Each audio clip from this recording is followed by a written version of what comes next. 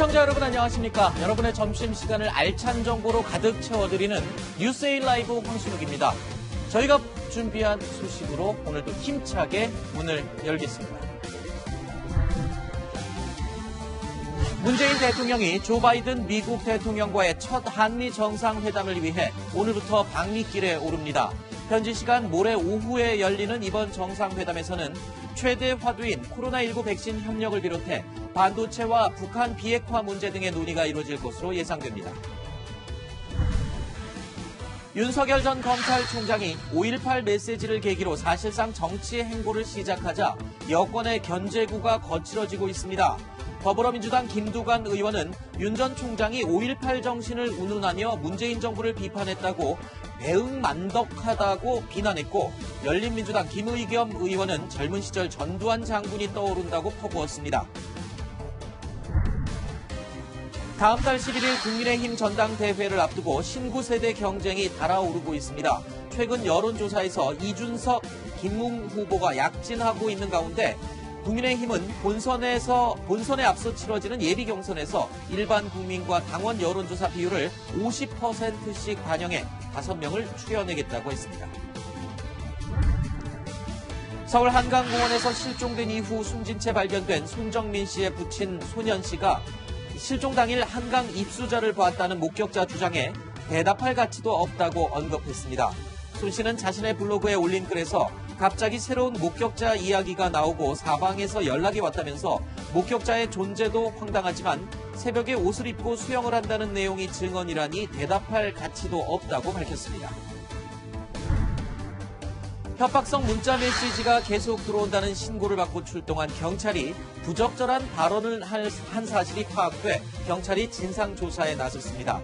지난 3일 인천에서 신당을 운영하는 무속인 A씨의 협박 피해 신고를 받고 출동한 경찰은 무속인인 A씨에게 신이 화가 나서 그런 것이 아니냐는 등 일부 부적절한 발언을 한 것으로 파악됐습니다. 저는 잠시 후에 다시 찾아오겠습니다. 뉴스에일 라이브 오늘 첫 소식 시작합니다. 문재인 대통령이 오늘부터 3박 5일간 미국 워싱턴을 방문합니다. 조 바이든 미국 대통령과 첫 정상회담을 갖는데요. 당장 수급이 시급한 백신 문제를 비롯해서 반도체 그리고 배터리 등 경제협력 방안 등이 논의될 것으로 보입니다. 청와대 연결해서 자세한 소식 더 정리해 보겠습니다. 전혜정 기자, 문재인 대통령 오늘 오후에 출발을 하죠? 네, 그렇습니다. 문재인 대통령은 오늘 오후에 방미길에 오릅니다. 문 대통령은 워싱턴에 도착한 뒤 알링턴 국립묘지 방문을 시작으로 3박 5일간 외교 일정을 소화할 예정인데요. 한미 정상회담은 현지 시각으로는 21일, 우리 시각으로 22일 토요일 새벽에 열립니다. 북핵 문제를 비롯해서 코로나19 백신 수급과 반도체, 배터리, 신기술 협력 등 광범위한 의제가 논의될 전망인데요. 양 정상은 이후 공동 기자회견을 통해 합의 사항을 발표합니다. 백신 지원과 관련해선 우리가 먼저 백신을 지원받고 나중에 갚는 이른바 백신 스와프 방식과 기술 이전 등 투자를 추진하는 방식이 거론되고 있는데요. 백신 문제가 시급한 만큼 청와대는 문 대통령이 백신 기업 관계자들과 면담하는 방안도 검토 중인 것으로 알려졌습니다. 문 대통령은 정상회담 외에도 하원 지도부 간담회, 미국 첫 흑인 추기경과의 면담, SK이노베이션 현지 공장 방문 등의 일정을 쉴 틈 없이 소화합니다. 다만 과거와는 달리 이번 방미 일정엔 김정숙 여사는 동행하지 않는데요. 코로나19 여파로 공식 실무 방문 형식으로 진행되기 때문이라고 청와대는 설명했습니다. 이번 한미 정상회담은 바이든 대통령 취임 후 한미 간 첫 양자회담이면서 문 대통령에겐 10번째 한미 정상회담이라는 의미가 있습니다. 지금까지 청와대에서 전해드렸습니다. 오늘의 주요 뉴스들 가운데 여러분께서 궁금해하실 만한 점을 저희가 뉴스 Q&A에서 쉽고 친절하게 설명해 드리겠습니다. 오늘 저희가 준비한 첫 번째 Q&A 내용 확인해 보시죠.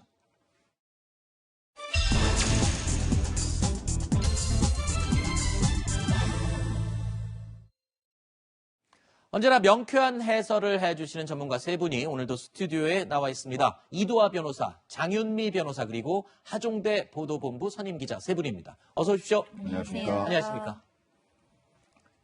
자, 야권의 대권 잠룡이죠. 윤석열 전 검찰총장이 이 보편적인 인권과 자유민주주의의 정신이라고 5.18 메시지를 보냈다는 소식 저희가 어제 월요일에 전해드렸었죠. 자, 여권이요. 이런 윤석열 총장에게 그야말로 십자포화를 퍼붓고 있습니다. 일단 뭐라고 하는지 들어보시죠.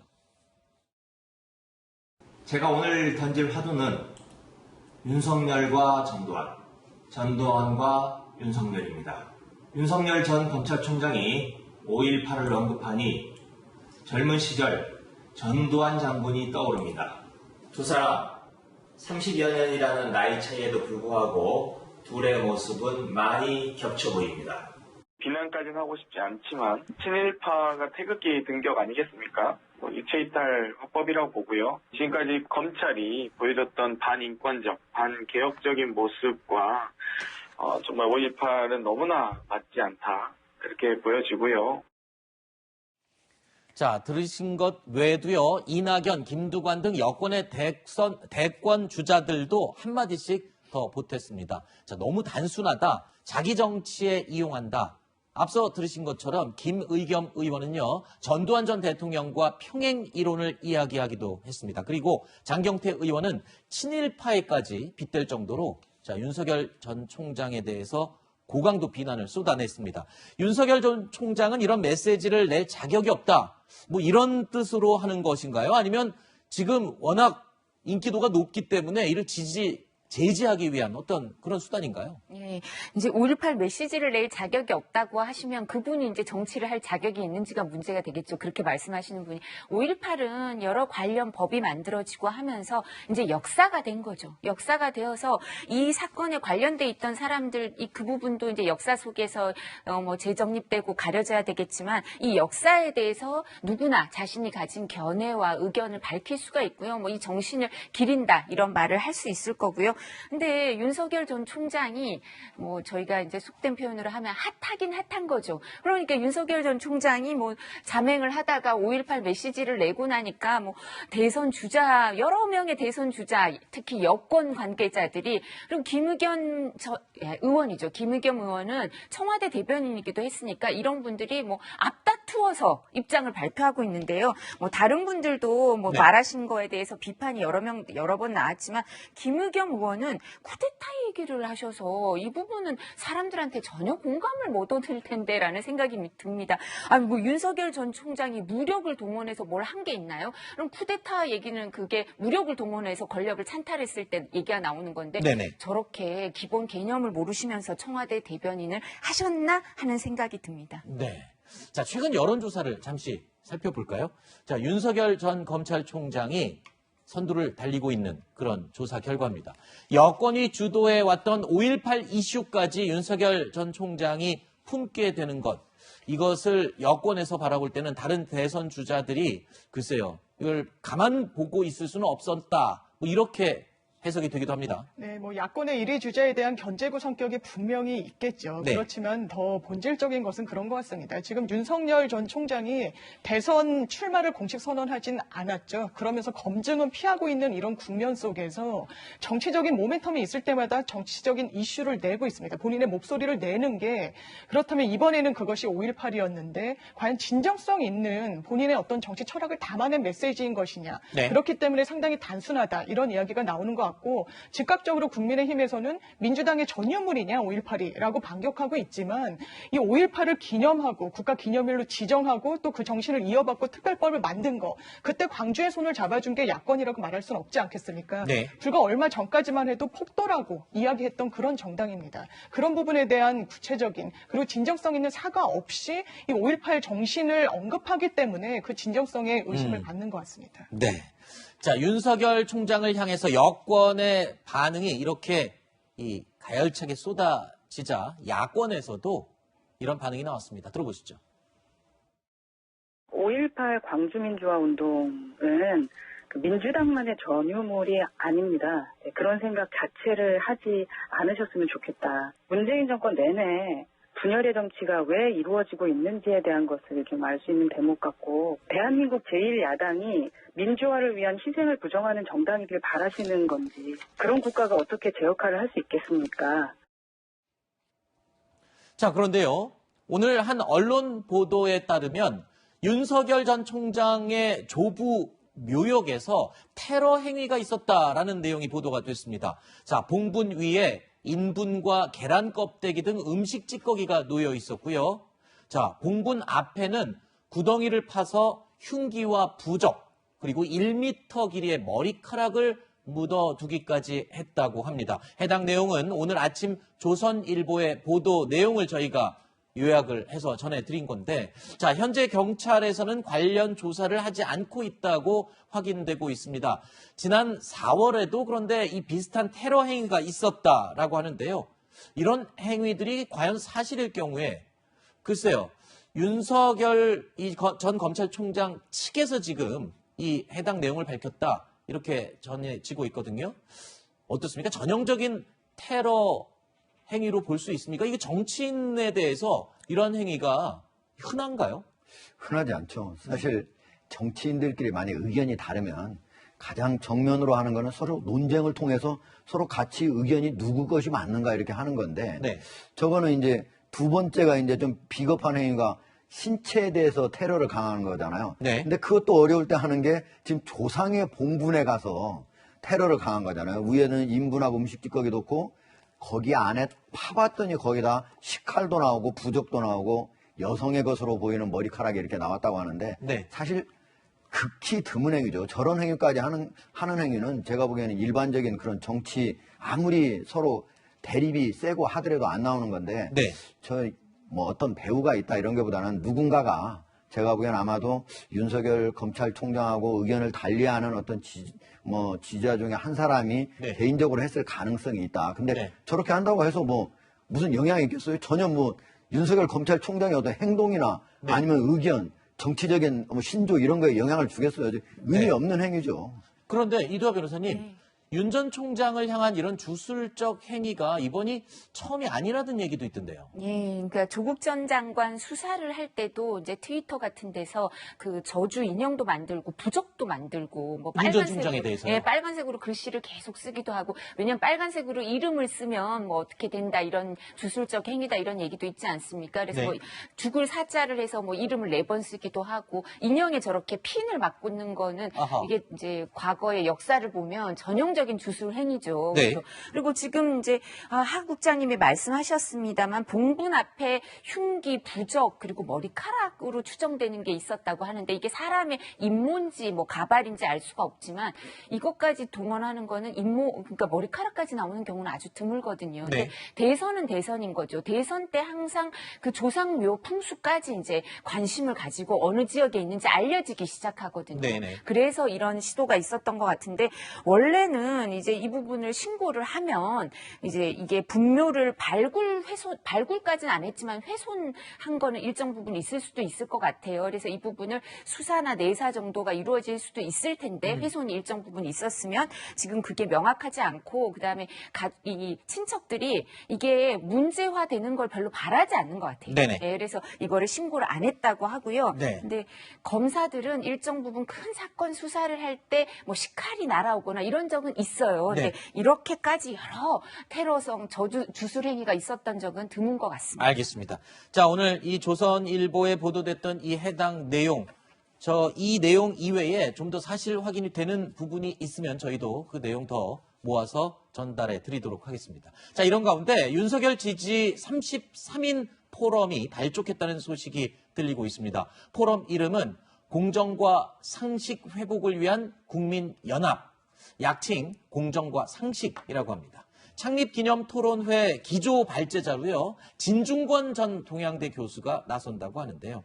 자, 이제 본격적으로 윤석열 전 총장의 대선 행보가 자의반 타의반으로 시작이 됐다, 이렇게 볼 수 있는 거 아닌가 싶은데요. 어떻습니까? 포럼까지 발족을 했습니다. 그렇죠. 지금 이제 5.18 광주 민주화 운동을 통해서 이제 목소리를 내고, 어쨌든 광주 민주화 운동이 독재에 대한 저항이 기본이라고 하는 거는 윤석열 전 검찰총장의 광주 민주화 운동에 대한 기본적인 생각인 것 같고요. 그리고 이제 그거를 마치 광주 민주화 운동에서 윤석열 전 검찰총장을 떼어내려고 많은 이게 여권에 있는 유력 주자들이 얘기를 했는데, 사실은 윤석열 검찰총장도 그 사건 때문에 형사 모의 재판에서 사형을 구형했다가 계속 수배가 돼가지고 강원도에 가서 한동안 응거하기도 했던 피해자예요. 근데 그거를 마치 윤석열 검찰총장이 독재자하고 같은 동렬에 있는 것처럼 같은 진영에 있는 것처럼 말하는 건 사실 관계를 왜곡한 것이고요. 어쨌든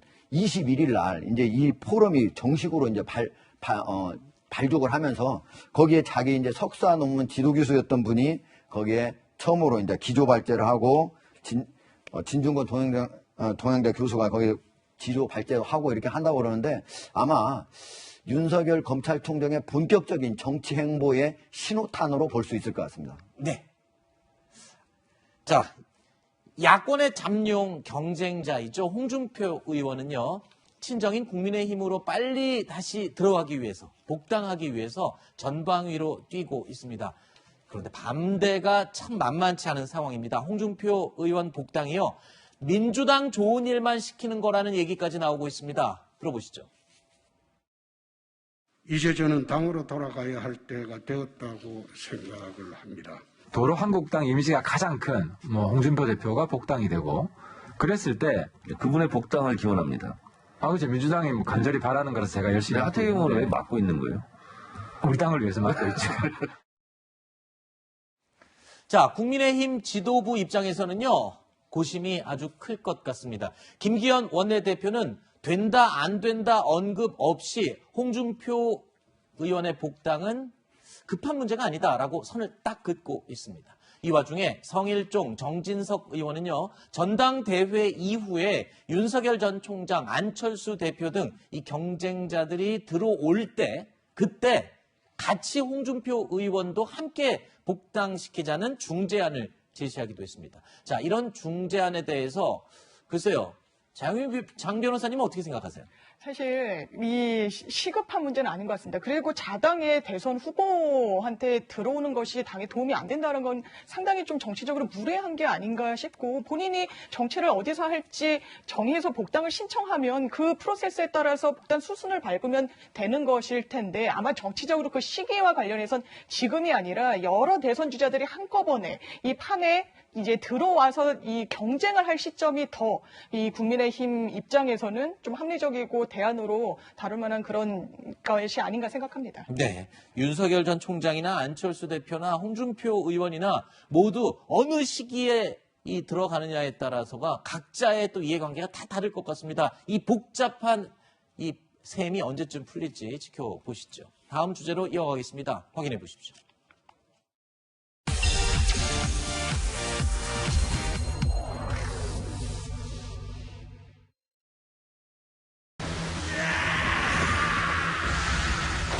하지 않아도 될 경험이라면 안 하는 게 옳은 것 같습니다.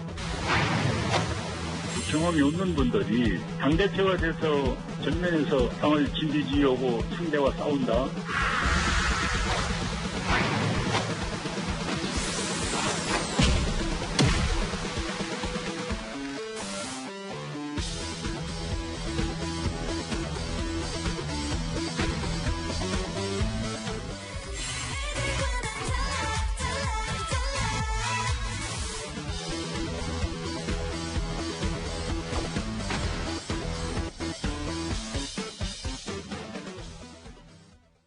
다음 달 국민의힘 전당대회를 앞두고 당대표 도전자들의 면모가 속속 드러나고 있습니다. 자, 주호영, 홍문표, 김은혜 의원의 나경원 전 의원 그리고 이준석 전 최고위원 등 10명 규모로 점쳐지고 있는데요. 자, 몇 분만 살펴봐도 나이부터 시작해서 이 경험 내용까지 폭이 아주 크고 넓습니다. 자, 당권 도전자 중에 최고령인 홍문표 의원은 1947년생이고요. 최연소는 이준석 전 최고위원으로 1985년생입니다. 나이 차이가 무려 38살 차이까지 나는데요. 자, 경륜. 자, 경험과 경륜을 앞세운 중진그룹과 그리고 또 세대 교체를 내세우는 신진그룹 간의 대결 양상. 시간이 갈수록 점점 더 뚜렷하게 나타나는 것 같습니다. 그렇죠. 네. 사실 당대표 하면요. 보통 4호선 해야 나오는 거예요. 그런데 이번 같은 경우는 이제 그것도 고정관념일 수 있어요. 왜 4호선을 해야 당대표가 되냐 뭐 이렇게 하시면 안 되죠. 그렇죠. 이제 그런데 이번 같은 경우는 이제 전체 여론이 초선이 나와서 당대표가 돼야 된다 하면서 이제 초선들이 대거 나왔습니다. 그러니까 지금 아까 앵커 말씀대로 홍문표 의원하고 이준석 전 최고위원은 38세나 나잖아요. 근데 여론조사에서는 지금 화면에 나오지만은 이준석 전 최고가 1등이에요. 예, 2등 하다가 지금 1등까지 올라갔어요. 예, 나경원 전 원내대표를 지금 앞질렀습니다. 오차범위 내입니다. 예, 오차범위 내에서. 그런데 이제 전체적으로 예비 경선은 지금 당원하고 일반 시민이 50대 50%예요. 네. 근데 본 경선은 당원이 70%, 일반 시민이 30%예요. 네. 그래서 아마 처음에 할 때 초선 의원들은 끝까지 적어도 일반 시민은 50% 하자 이걸 주장해가지고 관철했어야 되는데 그게 안 되는 바람에 제가 보기엔 지금 현재 국민의힘의 전체 진성당원, 그러니까 당비를 낸 진성당원 28만 5천 명이거든요. 네. 그 중에 52%가 영남입니다. 그 중에 30%는 대구, 경북이랑 TK예요. 그래서 그런 것들을 계산해 보면은 제가 보기엔 지금 여론조사상으로는 초선, 이 젊은 사람들이 상당히 나름대로 선전을 하고 있지만 실제 본선에 가서는 이 당원들 투표에서 좀 상당히 밀릴 수 있지 않을까 그런 생각 예상을 해봅니다. 자, 일단은 이준석 전 최고위원의 약진이 계속 주목을 받고 있는 상황인데, 자, 이 상황이면 신진과 중진끼리의 이렇게 합종 연행이 어떻게 되는지에 따라서도 변수가 굉장히 많이 발생할 것 같아요. 그렇죠? 예, 근데 이제 5월 22일 날이 후보 등록을 하고요. 네. 이제 5월 28일 날 본경선 진출자 명단을 발표해요. 그러니까 컷오프를 발표하는 게 28일인데 그 전에 합종 연행을 인위적으로 하기보다 5명이 이제 본경선 진출자로 확정이 되거든요. 그리고 말씀하신 것처럼 당신과 민심이 5대 5니까 그건 자연히 이제 보이지 않는 물밑에서 정리를 하겠지만 그냥 본경선 진출자 5명이 정해지고 나면 이 5명 사이가 어떻게 될지가 관심사일 것 같아요. 그렇군요. 이 5명은 이제 당심 대 민심 5대 5로 해서 정해질 겁니다. 네. 이 중진과 신진 간의 신경전도 계속되고 있는 양상인데 이 서로를 향한 견제와 날선 발언이 또 연일 쏟아지고 있습니다. 들어보십시오. 그래도 좀 슬기롭고 지혜로운 좀 그래도 가능성 있는 얘기를 해야 되는데 자기 능력으로 당당하게 경선에 임해서 한 표라도 받는 것이 좋지 이 언론용으로 이렇게 이야기를 해서 그것이 또 언론의 시자가 되고 그게 또 나중에 표로 가는 것은 그건 잘못된 정치라고 저는 보거든요. 아재토크 하지 말라는 얘기를 제가 순화해서 아저씨들 이야기인 것 같다고 한 거거든요. 아재토크란 단어 하나도 수용 못하는 당에서 무슨 대통령한테 모욕죄 고소하지 말라고 하고 다닙니까? 저는 그거는 완전 어폐가 있고요. 최근에 이제 그 중진 의원님들이 저한테 이제 국회의원 한 번 안 해본 사람이 어떻게 당대표를 할 수 있겠느냐 이런 얘기 하는데 한 번만 더 그런 말씀하시면 제가 윤석열 입당 반대자로 모르겠습니다. 자, 여론조사 1위인 이준석 전 최고위원을 향한 중진들의 견제 목소리가 많이 쏟아지는 것 같습니다. 조혜진 의원 같은 경우는요. 자, 전당대회가 인기 투표가 되는 일이 없어야 한다는 말까지 했는데 조금 전에 들으셨지만 이준석 전 최고위원 자신을 향한 견제구를 가만히 듣고 있지만은 않았습니다. 날아오는 족족 모두 다 좀 시원시원하게 받아치는 모양새예요. 그렇죠. 이 중진들도 이게 본인의 경쟁 상대가 안 된다고 했을 때는 크게 견제구를 이제 던지지 않았는데 지금은 워낙에 지지율이 앞서 나가고 잘 나오다 보니까 주호영 전 대표 같은 경우도 이 선거는 당원들의 뜻이 중요하다. 이 말인즉슨 이준석 전 최고에 대해서는 당원들의 당심이 향하지 않고 있다라는 걸 우회적으로 지속적으로 강조하고 있는 그런 멘트인 거죠. 또 홍문표 의원 같은 경우에는 이 전 최고가 이 윤석열 총장을 모셔오겠다고 한 데 이어서 이제 김종인 전 비대위원장도 추대할 수 있다라고 하니 그것과 관련해서는 굉장히 부끄럽다고까지 굉장히 날선 공격을 하고 있습니다. 그러자 이준석 전 최고는 아재다라고 못 박으면서 본인의 어떤 쇄신 그리고 젊음 그리고 어떤 새 피로서의 상징성을 강조하는 방향으로 나가고 있는데 이 부분이 끝까지 롱런하는데 이제 얼마나 플러스가 될지 지켜봐야 될 것 같습니다. 네. 중진그룹에 날을 세우는 신진 정치인 이준석 전 최고위원뿐만이 아닙니다. 초선이죠. 김은혜 의원도요. 연일 중진 의원들을 향해서 날선 목소리를 내고 있습니다. 특히 나경원 전 의원에 대한 공세를 이어가고 있습니다. 그분들의 용기와 도전을 정말 높이 평가하고요. 그런 분들이 막 움직이신다는 것 자체가 참 가슴 뛰는 일이다. 이렇게. 초선들의 도전이 가슴 뛰는 일이면 당의 변화를 위해서 저는 뒤에서 도와주시는 것이 옳다고 생각을 합니다. 어떤 국민분들이든 우리 당이 과거로 돌아가는 그리고 과거로 회귀하는 정당에 정권을 맡기실 수 없을 거라고 생각을 합니다. 그리고 또 신진과 중진을 가리지 않고 전방위로 공격을 받고 있는 인물이 있습니다. 바로 주호영 의원입니다. 주 의원을 향해 어떤 말들이 나왔는지 저희가 좀 몇 개 모아봤습니다. 들어보시죠. 803만 오르시던 분이 왜 더 큰 도전하지 못했느냐. 지금 대구에서만 5선 하시잖아요. 네? 오스카가 열광한 게 윤여정 선생님의 경륜이 녹아든 연기력이었죠. 우리 주호영 대표 같은 경우는 좀 쉬어야 됩니다. 앞서간다고 생각해서 그런지 유독히 저에게 집중되는 경향이.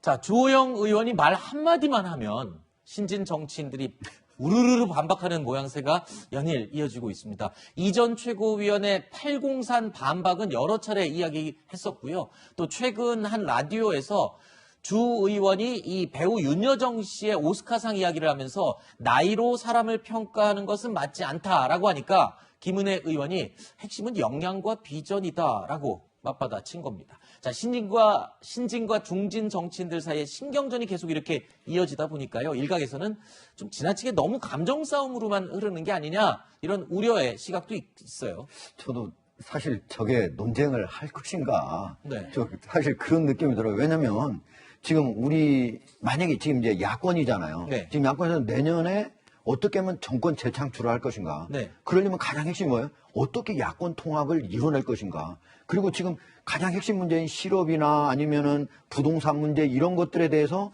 야권에서는 어떤 정책을 입안해서 국민들을 설득해 낼 것인가. 이런 걸 해야 되는데 네. 지금 초선들의 열정이냐 다선 의원들의 어떤 경륜이나 이것만 가지고 서로 말싸움만 하고 있는 거예요. 네. 제가 보기에는 일반 국민들은 그냥 재미로 볼 수 있을지는 모르겠지만 네. 전혀 관심사가 아니다. 혹시 정치인들은 그 재미조차도 지금 계산된 일종의 연출이 아닐까 이런 생각을 하면 너무 지나친 건가요? 이것도 흥행의 한 요소가 될 수 있잖아요. 사실 그렇죠. 지금 이준석 전 최고위원이나 네. 주호영, 나경원 이제 나경원 전 원내대표도 하셨잖아요. 네. 또 둘 다 원내대표 네네네. 하셨으니까 그런 분들은 이걸로써 사실 얻을 수 있는 논쟁이 되면은 계속 세 사람은 줄기차게 관심을 받아요. 그렇죠. 존재감이 나머지 분들은 계속 사실 부각이 관심에서 되겠죠. 멀어질 수도 있거든요. 네네네. 그런데 사실 국민들한테는 그렇게 중요한 얘기가 아니다. 관심사도 아니다. 그리고 중요한 얘기가 아니에요. 네. 좀 다른 걸로 논쟁을 하고 해나갔으면 좋겠습니다. 알겠습니다. 자, 그리고 이 신진 정치인들 입장에서 보면요. 사실 사무실이 별로 없습니다. 자, 그런데 이 전당대회가 다가오면서 출마자들이요. 속속 캠프 가동에 들어갔습니다. 이것도요. 중진과 신진의 모습이 비교가 되는데 중진 의원들은요. 주로 여의도 빌딩에 둥지를 마련을 했는데 대선 명당자리라고 유명한 그 건물이라고 하네요. 자, 그리고 선거 때마다 흔히 볼 수 있는 그야말로 캠프의 정석입니다. 그러니까 문재인 대통령이 당선될 때 사무소로 썼던 그 사무실이 있는 그 빌딩이라고 그러죠. 예. 자, 신진 정치인들은 근데 좀 다릅니다. 선거 캠프 없이 보십시오. 캠핑카나 뚜벅이 행보를 통해서 선거운동을 합니다. 그러니까 차 뒤에 캠핑카를 몰고 전국을 돌아다니면서 이 홍보를 하고요. 심지어는 그냥 걸어다니면서 사람들을 만나는 그런 홍보 방법을 쓴다고 하는데, 자, 굉장히 대조적입니다. 옛날 방식이냐, 신진 방식이냐. 예. 근데 이제 주호영 의원하고 나경원 전 대표의 경우에는 사실은 기존 그 공식을 그대로 따른다 이런 얘기가 나올 수가 있지만 네. 나경원 전 대표는 지금 원내대표는 원외이기 때문에 국회의원 사무실이 없으니까 이렇게 사무실이 필요하고요. 주호영 전 원내대표의 경우에도 사실 그 여의도 대산빌딩에 한 게 사실 이제 그 도와주시는 분이 되게 많아요. 여기가 지금 아직 나경원 전 대표가 출마 선언을 하기 전에는 대세론이라는 된다는 얘기가 있기 때문에 정치인들 그 사무실 위치도 굉장히 따지나 봐요. 그래서 네. 그 부분에 있어서 도와주시는 분이 많기 때문에 좀 그 수용할 사무실이 필요할 거고요. 근데 기존보다는 훨씬 사무실 규모는 줄였어요. 그러니까 사무실이 있느냐 없느냐라 평가하기보다는 기존 방식하고는 조금씩 다른 게 그 사무실 규모들이 훨씬 줄었기 때문에 과거에 뭐 원내대표, 당대표 선거를 한다든가 전당대회는 이제 체육관 선거 비슷했거든요. 근데 그렇지 않기 때문에 사무실 규모는 줄었고 다들 방식이 좀 새로운 방식을 하기 위해서 고민을 좀 많이 하고 있는 걸로 제가 알고 있습니다. 알겠습니다. 아까 김웅 의원이었나요? 그 캠핑카 끌고 하는 모습. 영화 미나리에서 윤여정 씨가 딸네 집 갔을 때 그 딸네 집이 바퀴 달린 집 아니었습니까? 혹시 그거에 착안을 한 건 아닌가 하는 생각이 혼자 잠시 들었습니다. 예능도 있잖아요. 바퀴 달린 집. 네, 뭐 그런 예능 프로그램도 있더군요. 알겠습니다. 자, 선거 운동 등을 위해서 움직이는 캠프를 준비한 이 김웅 의원 또 준비한 게 있습니다. 저희가 지난해요 총선 당시와 최근 김웅 의원의 사진을 비교를 해봤는데 뭔가 달라진 부분이 있습니다. 글쎄요, 이 뭐가 달라졌는지 세 분 혹시 탁 눈에 띄십니까? 눈썹이. 눈썹. 네, 짙어졌네요. 눈썹이 짙어지고요. 자, 보십시오. 제가 보여드리겠습니다. 지금 보시죠. 지금 이 지난해 눈썹과 올해 눈썹입니다.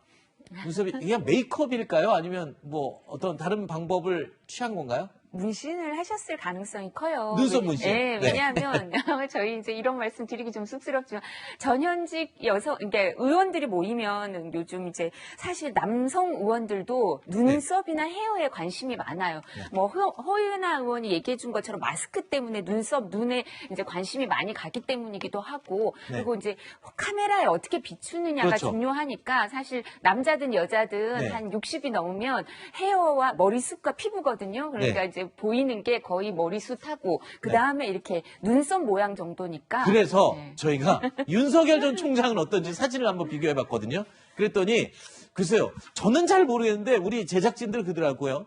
머리 라인이, 헤어 라인이 달라진 거다. 저것도 분명히 손을 좀 쓴 거는 분명하다. 이렇게 얘기를 하더군요. 자, 그리고 이분들뿐만 아닙니다.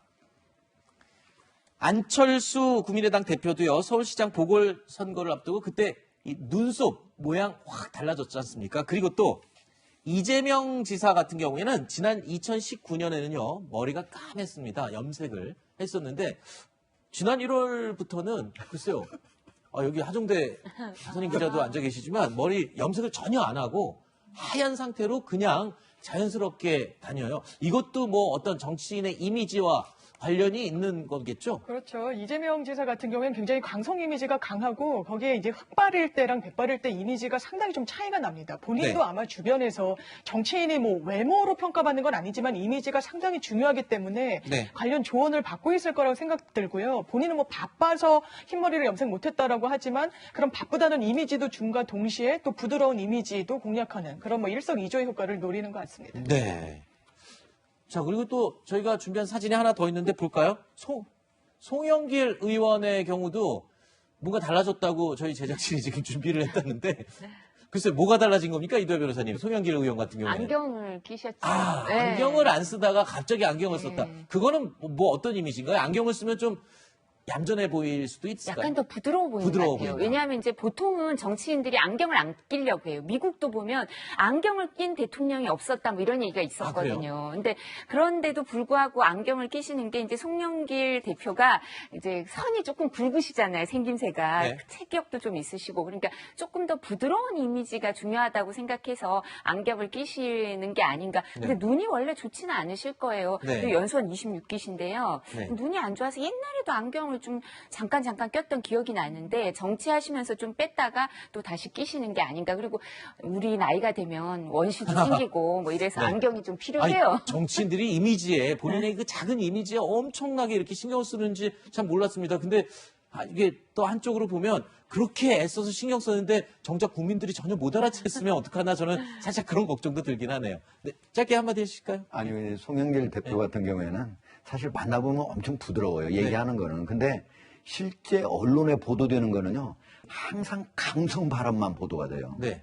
그러니까 그런 것들이 이 얼굴 이미지하고 연관이 되거든요. 그러니까 아마 주위에서 안경 쓰면 좀 그게 누그러지지 않을까 해서 조언을 했을 가능성이 봐 보여요. 기사가 되는 것만 쓰다 보니까 그렇게 센 발언만 그렇죠. 된 게 아닌가 그런 생각이 드네요. 자, 저희가 준비한 다음 이야기로 이어가겠습니다. 내용 확인해 보시죠.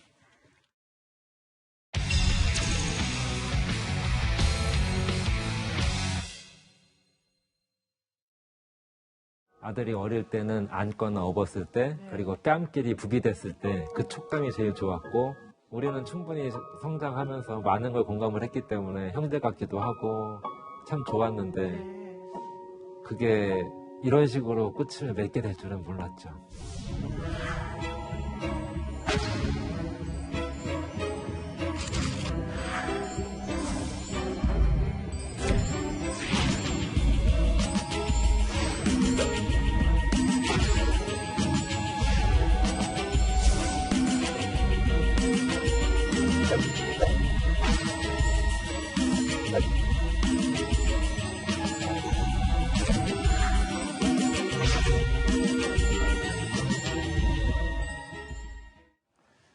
한강에서 실종됐다 숨진 채 발견된 고 손정민 씨의 사건 관련 소식입니다. 자, 손정민 씨 사건과 관련해서 주목할 만한 목격자 진술이 나왔다라고 경찰 발표가 있었는데요. 목격자의 진술 내용을 몇 가지 살펴보겠습니다. 자, 서울 서초경찰서가 공개한 진술은 정민 씨가 실종된 당일인 지난 25일 새벽 4시 40분쯤 한강에 있었던 7명의 진술입니다. 자, 이들은요, 어떤 사람이 한강에서 수영하는 듯한 모습이 보였다. 그리고 이 남성이 수영을 하는 듯 강 쪽 깊숙한 곳으로 들어가고 있었던 걸 봤다. 뭐 이런 내용의 진술이었다고 합니다. 목격자들은 대부분 물 속에 있던 사람을 남성으로 추정된다라고 진술을 했다고 하는데요. 자, 이들이 목격한 사람이 입수한 것으로 추정되는 지점은 자, 목격자들로부터 약 80m 정도 거리가 떨어진 위치였습니다. 그리고 친구 A씨, 손정민 씨의 친구 A씨가 혼자 누워있던 이 돗자리와 약 10m 정도 떨어진 위치에 있는 그 모습을 봤다라는 것이죠. 경찰은 입수자가 정민 씨인지 아니면 정민 씨가 아닌 전혀 다른 사람인지는 아직 확인되지 않았다면서 계속해서 이 손정민 씨의 사망 전 행적을 확인하기 위해서 노력하고 있다라고 밝히기도 했습니다. 자, 사건 당일 한강에 있었다는 목격자 7명이 이제 새로 등장했다고 경찰이 발표를 한 건데, 자, 이 목격자들은 과연 누굴까요? 이들이 당일 목격한 상황을 자세히 좀 설명을 해 보도록 하겠습니다. 자, 이 목격자들 그 시간에 왜 한강에 있었던 사람들인가요? 예, 그 전날, 그러니까 실종 당일 전날에 이제 한강에 낚시를 하러 7명이 같이 간 거죠. 서로 다른 시각에 이제 도착은 했습니다. 그래서 그 시간대는 사실 새벽 4시 40분이면 엄청 조용한 시간대거든요. 그래서 그렇죠. 모두가 똑같이 낚싯대를 들이우고 찌만 바라보고 있는 거죠. 이제 고기를 잡으려고. 근데 그런 때 거기에서 한 80m 정도 떨어진 지점에서 누군가가 물속으로 걸어 들어가다가 어느 정도 가슴까지 차니까 평형을 하면서 이제 안으로 들어갔다고 그러는데, 그때가 이제 보름달이 뜨기 이틀 전이었다고 하니까 나름대로는 80m도 어느 정도 볼 수 있는 거리인 거는 그러네요. 캄캄한 새벽 4시에 80m 밖에 있는 물속의 물체를 식별을 했다. 하지만 보름달이 있기 때문에 가능도 하지 않을까, 뭐 이런 지금 논란이 되겠는 거죠. 다만 이제 80m 정도이기 때문에 또 이제 강가니까 정확히는 남성 정도다 하는 건 알겠지만 어느 정도 뭐 어떤 옷을 입었다 이런 것들은 전혀 기억을 못 하고 이런 상태인데, 다만 이제 그때가 온도가 한 15도 기온은 13도였고 물속 온도는 정확히 얼마인지는 모르겠어요. 다만 이거보다는 높겠죠. 그렇게 왔다 갔다 하는 게 적으니까. 그럼에도 불구하고 제가 한번 해보면 만약에 물속에 한 15도 정도만 됐다고 하더라도 엄청나게 찬 물이거든요. 그냥 담그고 있으면 한 10초도 견디기 쉽지 않은 그런 온도인데, 과연 그렇게 서서히 이렇게 들어갔다, 몽유병 환자들은 들어갔다 하는 게 과연 얼마나 신빙성이 있는지를 한번 실험을 통해서 물 온도랑 맞춰서 한번 해봐야 될 것 같습니다. 네. 자, 그런데 저는 궁금한 게요. 낚시하시던 이 목격자 7명, 아니 사람이 물속으로 걸어 들어가는데 왜 그때 당시에 신고를 안 했답니까? 그러니까 그 부분이 좀 의아한데 일단 특이점을 전혀 느낄 수 없는 상황이었다라는 게 어떤 목격자들 특이점이에요? 진술인데 일단 천천히 입수를 했기 때문에 뭐 술에 취했거나 이렇게 인지할 수 있는 상황은 아니었다라는 혹시 거고. 물에 빠져서 허우적대거나 이런 상황이 네. 아닌 걸로 보였다? 또 본인 의지대로 뭐 수영을 하듯이 그러면서 그 평영을 하듯이 들어갔고 종종 뭐 한강에서 술 취한 분들이 뭐 수영을 하는 예도 있기 때문에 이걸 특별히 경찰에 신고할 수준의 상황으로까지는 아하. 인지를 못했던 것 같습니다. 자, 지금 다시 한번 제가 말씀드리지만요. 새로운 목격자 7명의 증언이 나왔습니다. 이 손정민 씨가 사라진 것으로 추정되는 그 비슷한 시간대에 한강에 누군가가 걸어 들어가는 모습을 목격했다는 진술이 나오긴 했지만 아직까지 그게 손정민 씨인지 전혀 다른 사람인지는 전혀 확인된 부분이 없습니다. 자, 사건 연관성조차도 아직 확인이 되지 않았고 확인 중에 있는 내용이기 때문에 굉장히 신중하게 저희가 이 부분을 명확하게 다시 밝혀드립니다. 자, 새로운 목격자들이 등장했다는 소식이 전해지자 손정민 씨의 아버지 손현 씨도요, 자신이 운영하는 블로그를 통해서 즉각 반응을 내놓았습니다. 자, 손 씨의 아버지는 목격자의 존재도 황당하지만 새벽에 이 옷을 입은 채로 아들이 수영을 했다라는 그 말 자체가 대답할 가치가 없다. 이런 글을 올렸습니다. 자, 그러면서 손 씨의 아버지는요, 아들의 통화 내역을 공개를 했는데 저 어떤 내용을 어떻게 공개를 한 겁니까? 이게 구체적으로 보면 손정민 씨의 휴대전화 데이터 내역을 한번 뽑아본 겁니다. 이 데이터 내역을 보면 새벽 1시 22분부터 5시 35분까지 끊임없이 인터넷 채팅에 접속을 하고 데이터를 사용한 내역이 나오는 건데. 잠시만요. 그러면 지금까지 우리가 추정을 하고 있는 손정민 씨가 그렇습니다. 사라진 이후 그렇습니다. 그 시간대에 작동을 했다라는 말이잖아요. 맞습니다. 구체적으로 짚어보면요. 이 새벽 2시 18분, 그러니까 접속이 되고 있었다는 이 시점은 목격자들이 손정민 씨가 쓰러져 있는 것을 봤다라고 진술했던 그 시간입니다. 네. 또 이 친구 A 씨가 새벽 3시 37분에 본인 부모에게 정민이가 일어나지 않는다라고 이야기를 했던 그 시간, 끊임없이 데이터 접속이 이루어지고 있었다는 거죠. 더 놀라운 건 이제 4시 40분 새벽 시간대가 사망 추정 시각인데 그때도 인터넷 접속이 이루어진 걸로 나오고 있기 때문에 이 유가족 측은 이게 인위적으로 조작하지 않아도 접속될 가능성이 있는지 아니면 제3자가 인위적으로 이걸 접속한 건지 여부를 따져보고 있는 그런 상황입니다. 자, 손정민 씨의 친구 A씨 측은요, 그제 처음으로 여러 의혹들에 대해서 입장을 내놨죠. 여기에 대해서 손 씨의 아버지는 이런 이야기를 하기도 했습니다. 우리가 궁금했던 그 시간대의 거를 얘기해주지 않는 한 기존에 술 먹고 취해서 기억이 안 난다는 주장은 똑같은 거니까 아무런 의미가 없는 거라고 생각이 듭니다. 이렇게 될 때까지 사과한 적이 없어요. 지금까지 한 태도가 변할 수가 없기 때문에 기대하지 않고 있고 그냥 부러워요. 경찰 수사 결과를 기다리면 된다고 말할 수 있는 그 자체가 부럽고. 자, 그러면서 손정민 씨 아버지는 그 친구 A씨를 의심하는 건 아니다라고 또 명확하게 다시 입장을 확인을 했죠. 예. 그렇게 이제 분명히 자기 자신이 지금 현재 경찰서로부터 어떤 수사 결과에 대해서도 정확히 설명을 들은 적이 없다고 그래요. 그러니까 수사가 어떻게 돼가는지 열심히 하고 있다는 모든 가능성에 대해서 수사를 하고 있다 이런 얘기만 들었기 때문에 누구를 의심하기 지금 어려운 상태인데, 다만 오늘도 제가 한번 손현 씨하고 한번 통화를 해봤는데 그 얘기는 뭐냐면 지금 그 친구도 자기 자신이 그날 새벽 오전 3시 37분에 엄마하고 통화를 했잖아요. 그리고 다시 잠들었다고 했잖아요. 그리고 목격자들에 따르면 4시 27분에 깨워서 일어났다고 했지 않습니까? 그런데 지금 현재 보면 손정민 군의 휴대전화는 그 사이에도 계속적으로 인터넷 접속을 하고 채팅한 게 나와요. 그렇다면 뭔가 이상한 거예요. 지금 그런 것들이 의문이 풀리지 않고 있는 상태에서 경찰이 모든 유가족이 제기하는 그런 의문들에 대해서 합리적으로 설명할 수 있도록 수사가 명명백백하게 돼야 된다는 게 그냥 유가족뿐만 아니고 저는 5,200만 국민들의 생각일 거라고 생각을 합니다. 알겠습니다. 자, 그리고 저희가 준비한 네 번째 Q&A 내용으로 계속 가보겠습니다.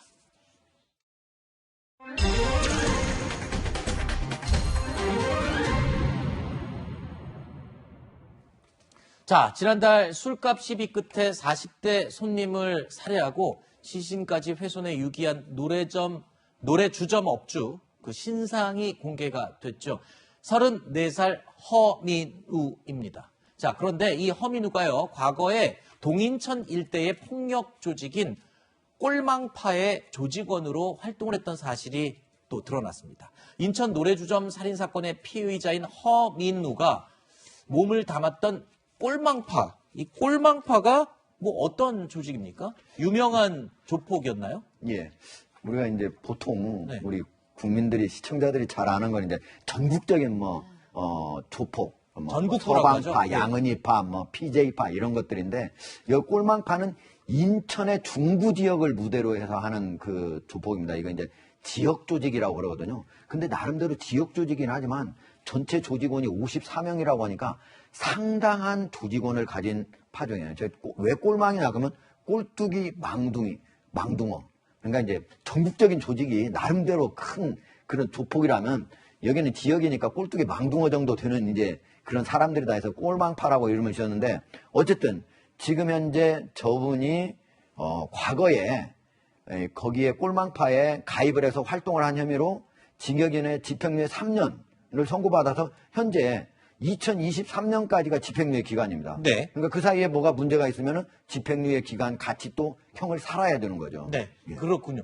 지금 얘기 들어보면 변호사님, 지금 이 허민우가 집행유예 기간이었으면 지금 법무부로부터 관리 감독을 받아야 되는 그런 시기였잖아요. 그 시기 중에 지금 추가로 범행을 끔찍하게 저지른 건데, 지금 알아보니까요, 지난해 11월 이후부터는 법무부에서 전화로만 이 관리를 했다. 원래 집행유예고 이 보호감찰을 전화로 관리합니까? 예, 그렇진 않고요. 이제 보호관찰이라는 게 재범의 대상, 재범의 가능성이 있는 사람들을 이제 특별한 범죄에 대해서 보호관찰이라고 해서 관리를 하거든요.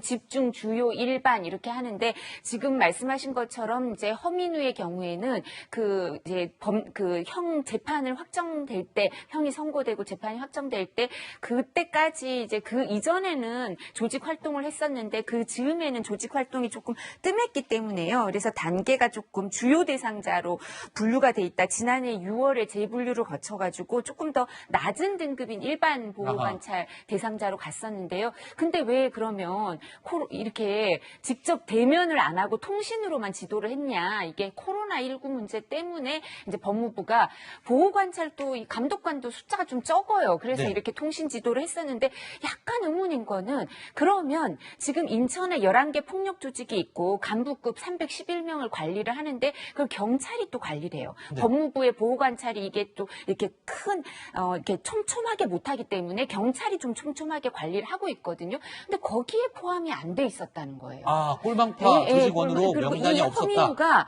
이 허민우가 11개 폭력 조직 안에 꼴망파가 들어가거든요. 근데 경찰의 그 관리 대상으로 안 돼 있었기 때문에 좀 더 촘촘한 관리 대상에서 벗어난 게 있어서 이게 경찰에서 어떤 그 유기적인 업무 협조가 안 이루어졌는지, 또 지금도 이렇게 관리 대상으로 안 들어가 있는 사람이 있을 수 있으니까 경찰이 인력 조직이 많기 때문에 이 부분 관리가 좀 더 잘 이루어지도록 살펴볼 필요가 있을 것 같습니다. 알겠습니다. 자, 그리고 또 다음 사건 소식 하나만 더 짚어보겠습니다. 자, 한 무속인 가족이 모르는 사람에게 이 살해 협박이 담긴 문자 메시지 수백 통을 받았습니다. 신고를 하면은 죽인다라는 등의 굉장히 끔찍한 협박 문자를 9시간 동안 무려 400통 넘게 받았는데요. 자, 무속인은 살해 협박 문자에 공포를 떨면서 경찰에 신고를 했습니다. 그런데 출동한 경찰관의 말을 듣고, 자, 무속인은 상당히 황당하고 불쾌했다라고 하는데요. 경찰이 도대체 뭐라고 이야기를 했길래 이 신고한 이 무속인이 기분이 언짢았던 건가요? 예. 사실 이제 3일 밤에 일어난 건데요. 지금 9시간 동안 400통은 엄청난 거잖아요. 그런데 112로 신고하면 당연히 경찰이 당연히 출동하게 되죠. 이제 경찰이 가가지고 저거를, 이게 상당히 심각하구나. 왜냐면 이 무속인 아들, 10살 아들도 있고 8살 딸도 있어요. 그러니까 얼마나 불안하겠습니까? 자기 자신이 안 당하더라도 가족이 당할 수도 있잖아요. 근데 가가지고 무속인이라니까, 당신 신 내린 지 얼마나 됐어요? 신에게 당신이 뭐 좀 잘못해가지고 이런 일이 벌어진 거 아닙니까? 신이 화가 나서 당신 벌 주는 것 같다. 이런 얘기를 했다고 했다고 하니까, 나중에 이제 경찰은 분위기를 부드럽게 하려고 했다고는 하지만, 분위기를 부드럽게 하려고 한 거는 신고인한테 해야 되는 게 아니라 만약에 범인을 잡았을 때 범인이 자백을 잘 안 한다든가 뭐 그럴 때 하는 얘기지 신고인한테는 어떤 피해를 받았느냐 하는 걸 명확하게 정확하게 사실관계를 받는 게 중요하지 거기서 그런 걸 물어보고 마치 조롱하는 듯 하잖아요. 그 무속인을 무시하고 조롱하는 저게 분위기를 부드럽게 하려고 했다. 저는 좀 그 핑계로서 좀 이해가 가지 않는 그런 내용이에요. 아니 지금 피해자가 죽인다고 지금 누군가 협박한다고 해서 떨고 있는 상황에서 경찰이 가서 분위기를 뭐 부드럽게 해야 될 일이 과연 있었는지 그 해명 자체가 또 논란이 되고 있는 그런 상황입니다. 자, 일단 경찰에서는요, 이 사건에 대해서 또 내사에 착수를 했다라고 진상조사를 지금 착수를 했다라고 하니까요, 요 해당 내용에 대해서도 혹시 추가로 특별한 내용이 나오게 되면 저희가 다음번에 저희가 또 전해드리도록 하겠습니다. 자, 저희가 준비한 소식은 여기까지 해야 될 것 같습니다. 오늘 Q&A 내용 세 분 도움 말씀 감사합니다. 고맙습니다.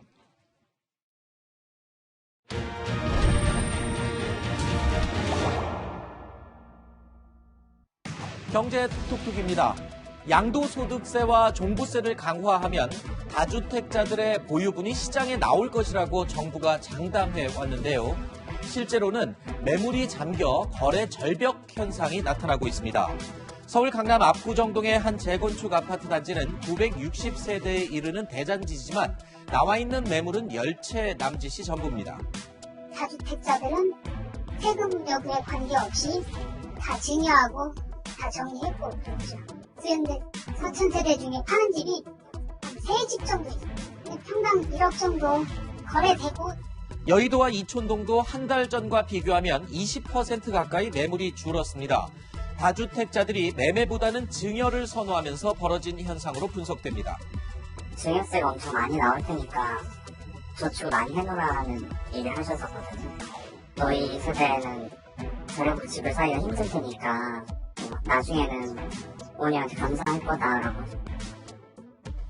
건설 현장의 필수 자재인 철근 부족 현상이 심화되면서 일부에서는 공사에 차질이 빚어지고 있습니다.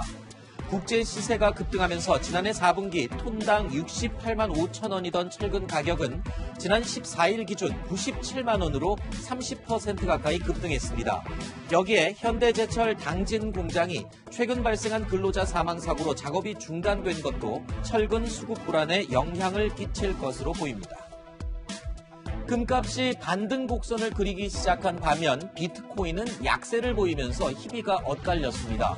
뉴욕 상품거래소에서 어제 금 선물 6월물은 1,870달러 50센트에 거래가 돼 지난 1월 21일 이후 가장 높았습니다. 물가 상승 압력으로 화폐 가치가 떨어지자 금이 인기를 끌게 되는 건데요. 반면 비트코인은 오전 10시 10분 업비트 기준으로 5,300만 원 아래로 떨어졌습니다. 자, 부처님 오신 날인 오늘 전국이 맑겠습니다. 기온도 쑥쑥 올라가서 초여름 날씨가 예상이 된다고 하는데요. 자세한 날씨 기상캐스터 연결해서 알아보겠습니다. 허유원 캐스터, 자, 뒤로 다양한 연등이 보이는군요. 네, 이곳 청계천에는 다양한 전통등들이 전시돼 눈을 즐겁게 하고 있습니다. 저는 등불은 밤에 보아야만 예쁜 줄 알았는데 파란 하늘과 함께하니 한낮에도 아름답게 느껴집니다.